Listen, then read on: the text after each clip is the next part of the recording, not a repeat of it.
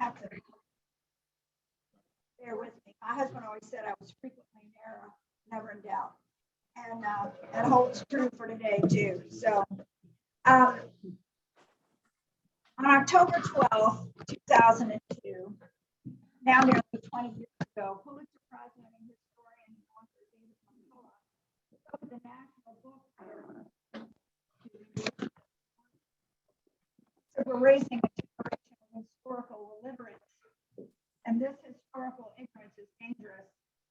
We face a foe today who believes in enforced ignorance. We don't.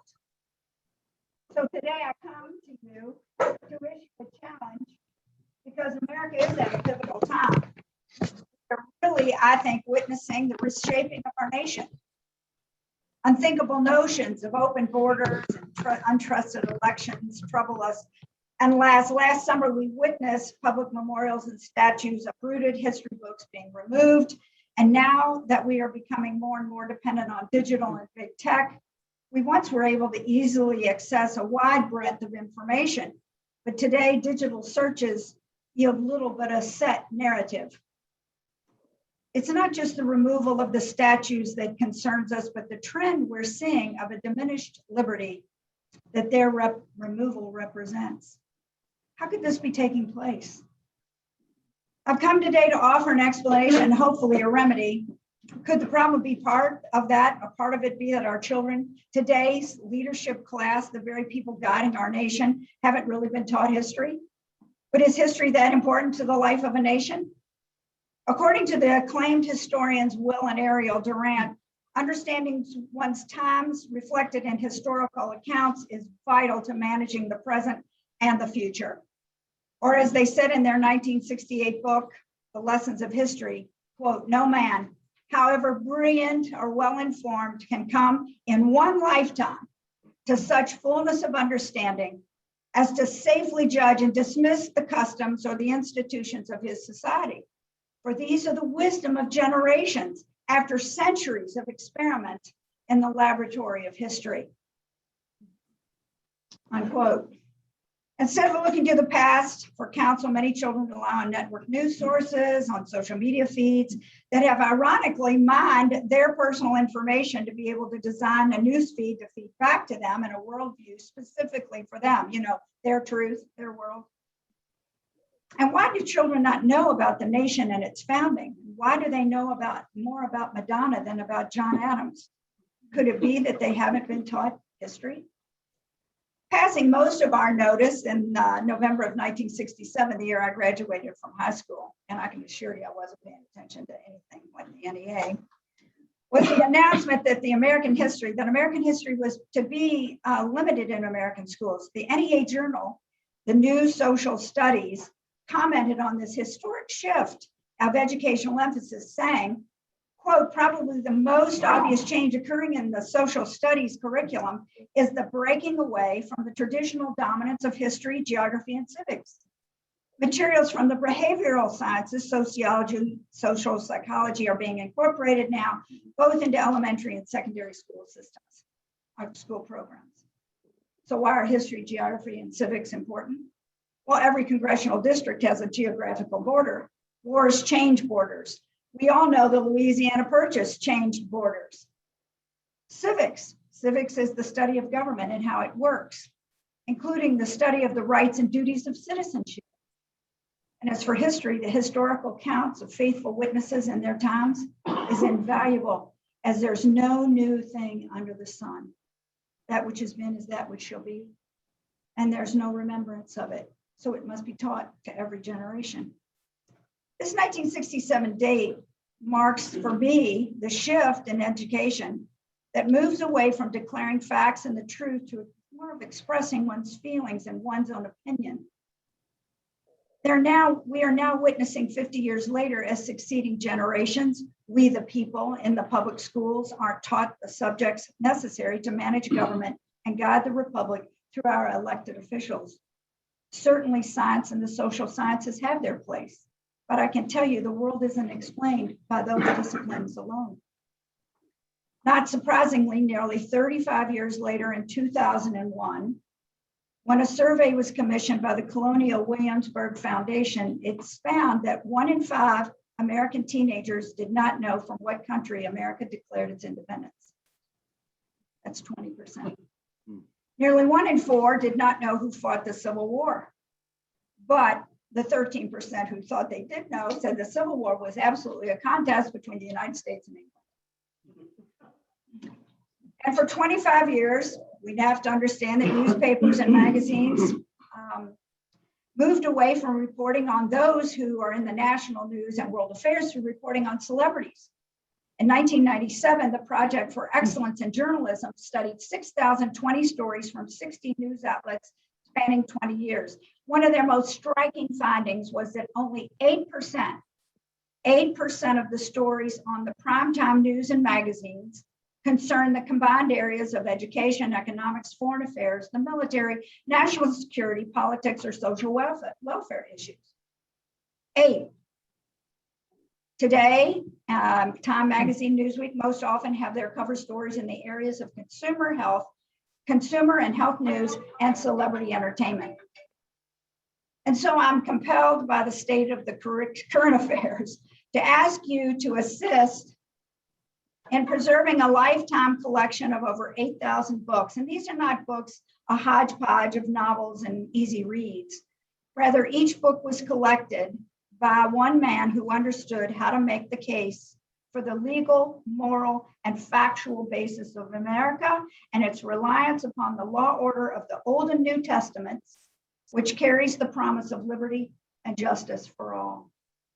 The collection covers the foundation of America from 1776 through the 20th century and represents a highly perishable time capsule, especially in today's world of clicking for truth and history.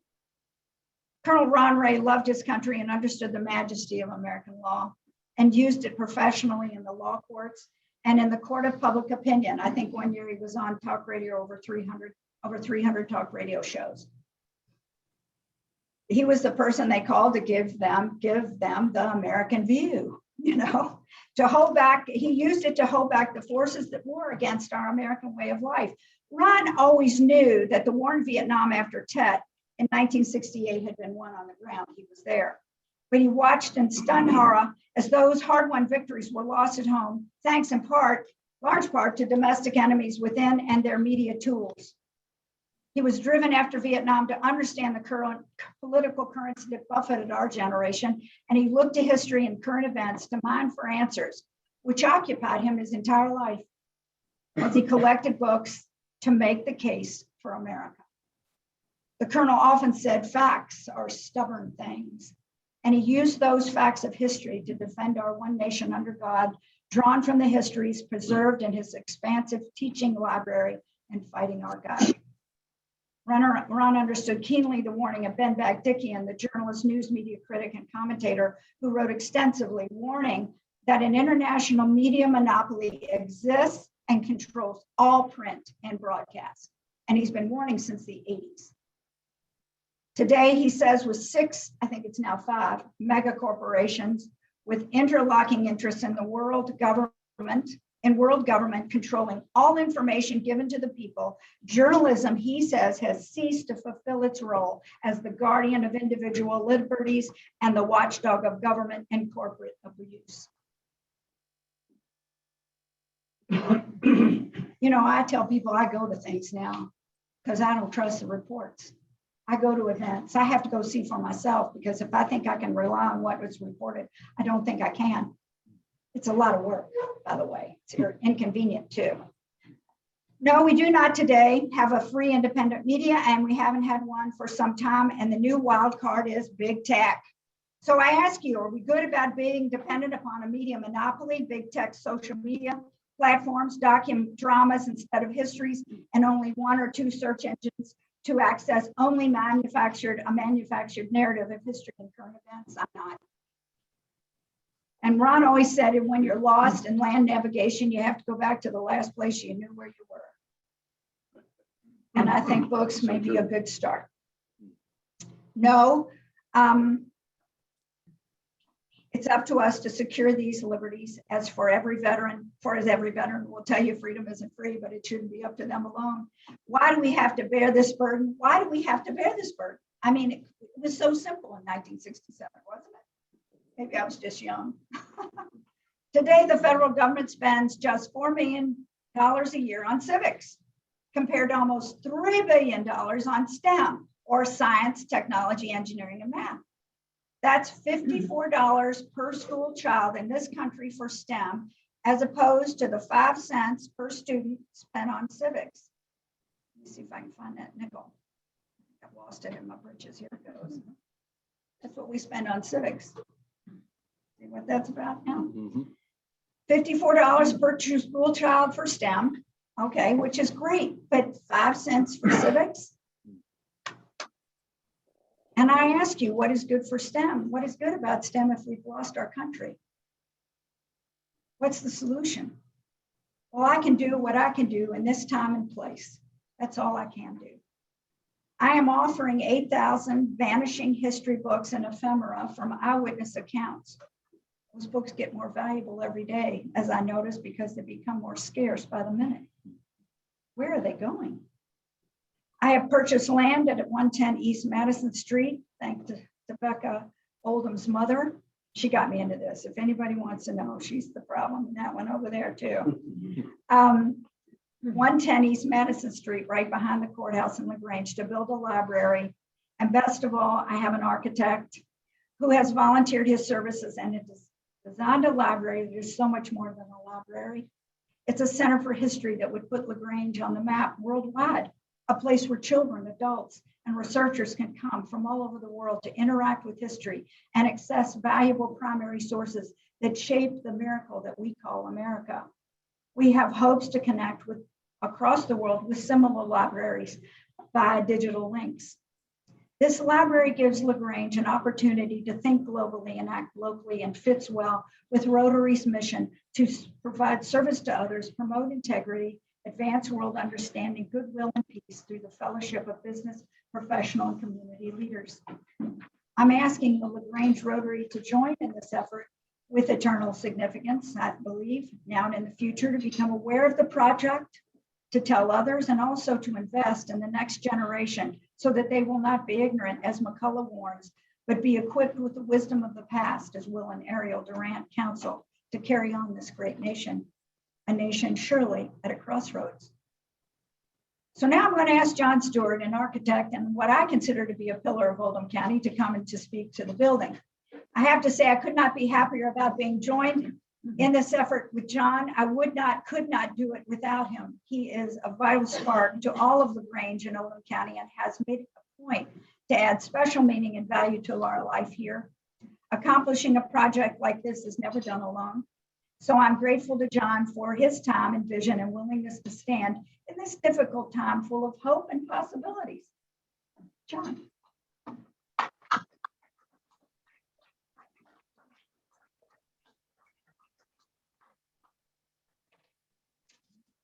Thank you, Eunice. And I've never been called a pillar of anything. She didn't hug my wife. Join again. So.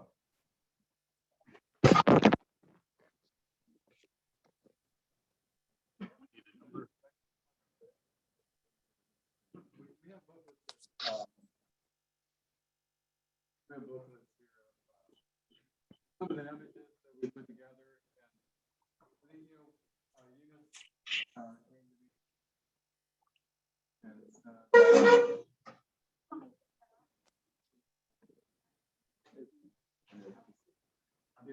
and she asked me to help out a little bit, but one of the things that she talked about, just what she talked about as well. A few years ago, I took a stand as a business leader, and said, you know, at what point do we, business leaders around the world, take a stand when the government does something that I don't believe in, and it goes against my beliefs, that I, you know, what I stand on. And so some folks surrounded me, and we ended up suing the federal government. And a long story, it took about a year. 2 months after we got a temporary injunction, we got a call from the IRS, and the IRS said, hey, we're going to do an audit. Well, we've been in business since 1999. We never had an audit, but they did a full audit, like a 9-month audit. Every receipt, everything. They said it was just coincidental that it happened after we won this case. And then we won or at the end of that audit, the federal government had to pay us $7,000. And so that worked. So we did that, and then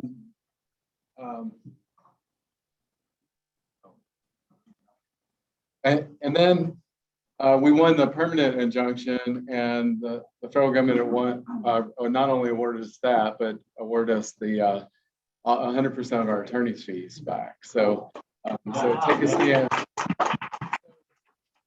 I tell that story only because Eunice came to me and she talked about this and this collection. And how do you say no?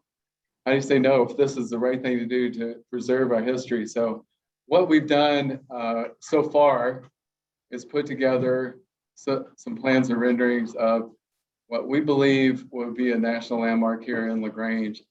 It doesn't matter where a national landmark is. It does matter, but it doesn't matter where it is. It matters what it's about. And for me, this building is a reflection of some of that. And I'm going to walk you through the.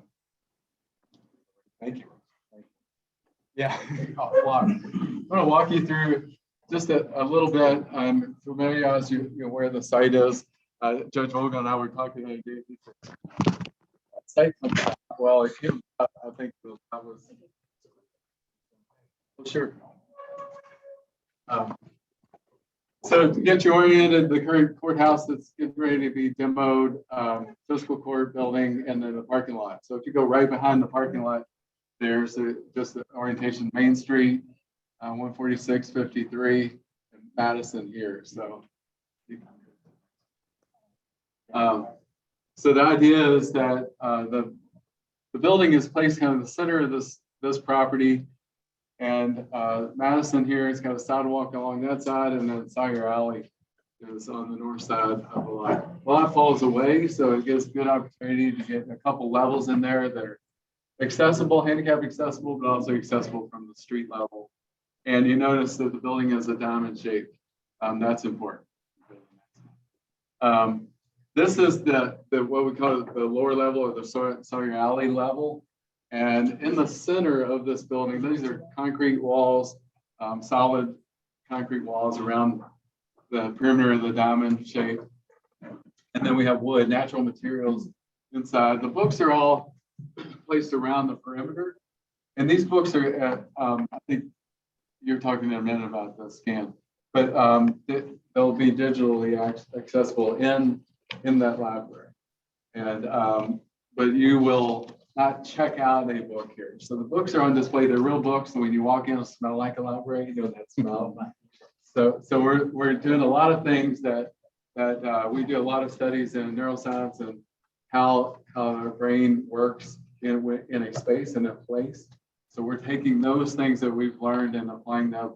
So that when you leave here, you will be more likely to have a long-term memory about having been in this place.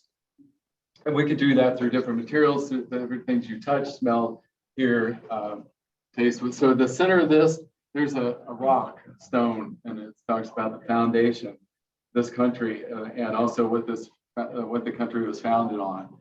I'm not going to go into all the details. There's some sitting areas, there's an area to study, there's fireplace, and then greet you at the main entrance, and then a hearth on the other side of that fireplace. So we go upstairs. The next one has an area that you can overlook in there. It also has some skylights around the perimeter, and you come across a bridge on this level to get in. So you bridge across that back into this area. This area would be able to be used for all kinds of meetings, events, special events related to the library, but special events for children and for learning as well. And for you can go to the next one. And so we have some gold star and silver star markers here on the walls at the entrance of the lower level to greet you. For those folks that want to, if you want to write a check for $100,000 today, you're free to do that. And we'll get you a gold star. Go to the next one. So you kind of see that the main entrance from the Madison Street side. It's all glass perimeter on that upper level. So really open. So we're hoping that it is one of those buildings that you say, wow, this is a pretty amazing place here in LaGrange. You can go to the next one, and then you see another view from the lower level, that Sire Avenue side. Go to the next one. Another view of the building, and you can see the roof is like a folded, great hands, but a folded plane that protects the rest of the building there, but also light an area like a forest. You see some of the interior of that area where you can have meetings, you can have, a class could come and learn the truth about American history here. And with those books, you really do have access to that. And that's at that lower level of view. You can see the books around the edge. Right in front of those books, there's actually a planter bed. So you literally can't walk up and pull a book off the shelf, but you can see those. There's some little details in there that if you're interested in some of those, you can study some of those things. And this is just the rest of the, you can go back. Or go ahead. Just stay there. Yeah. It'll no, go back. Oh, there it is. It should play. Oh, here. Click.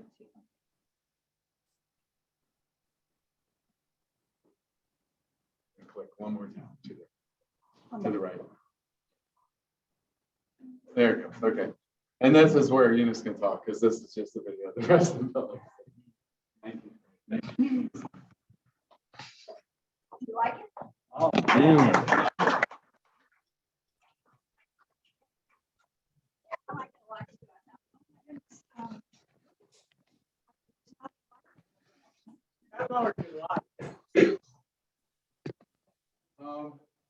It is. It's less than an acre. Yeah.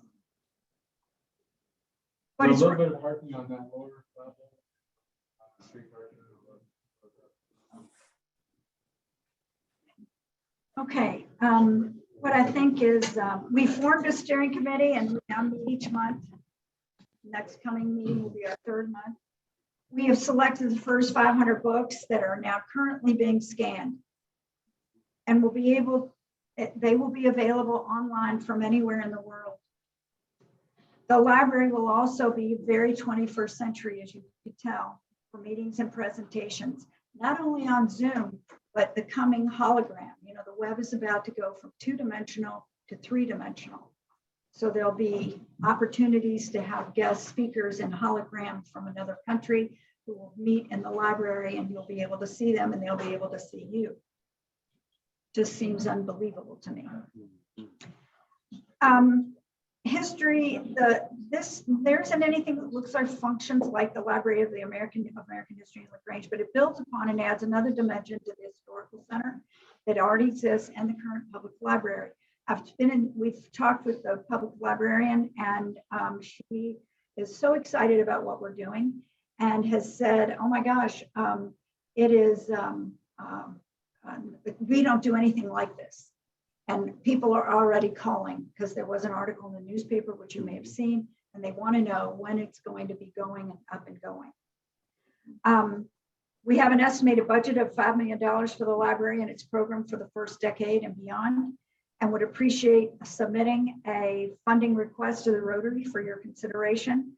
But beyond that, we are asking that you also be aware of what we're doing, share the vision with other leaders who, like you, are committed to the future, not only of LaGrange, but of our children and our nation.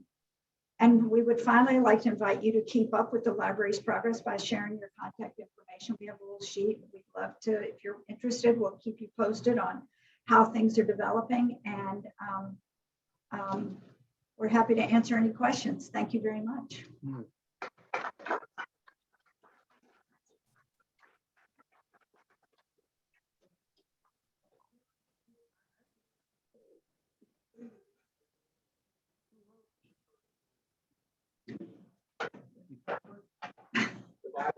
Yeah, I have an idea about that. I think you have, you want to know the honest truth?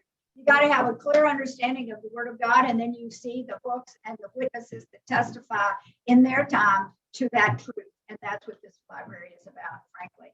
And I don't know, I'm glad it's concrete and glass, so it can't burn, maybe. If you know what I mean. The age group that the books start at, like It would be high school and above. Okay, programming could be different, but the books are, but there are, the book capacity is 20,000, and I have about half of those. And so we will be looking for other collections, other home libraries, of some extensive home libraries from this period that are able to be included in the library. I think we'll have not at all any trouble getting books. I think the biggest problem will be ferreting through which ones we can keep. Yes. Will you be allowing people to touch the volumes of globes and Sure. actually read them? Sure. But I think that the problem, and my initial reaction to that is they are so perishable that, yeah, it's going to be really, not that I'm worried about the oil from the hands and all of that, but then that they would find their way out of the library, you know.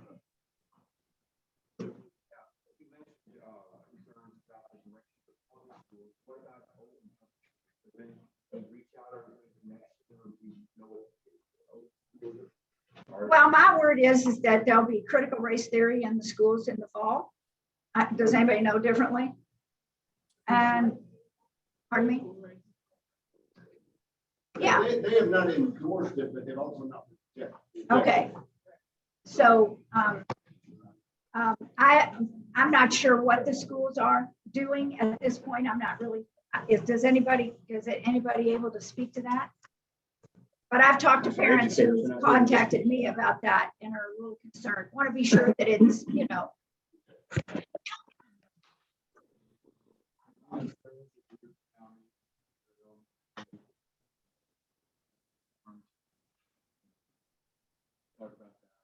Be aware of it, and yes, but I think we should be aware of it. It's sweeping the country pretty much.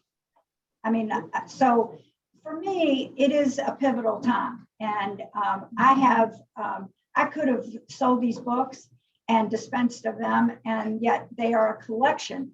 And I think that's what's so important to remember about them. They were the working tools of a man who spent 45 years making the case for why America is the way it is, that it's founded on the Old and New Testament. He proved it, showed it, and stood valiantly for that his entire life. Because he understood Vietnam was godless, okay? He was fighting there against a government structure with no God. There's only two, and then there's one that has the creator of the universe. And he said, it's an easy pick for me because it's so dangerous, the other. And that's the concern. So I think this is a gift we can give our children, and it speaks to the future. And it's certainly a lovely place. And I think people will come from all over to see it and to participate. So Wow. thank you. Wow.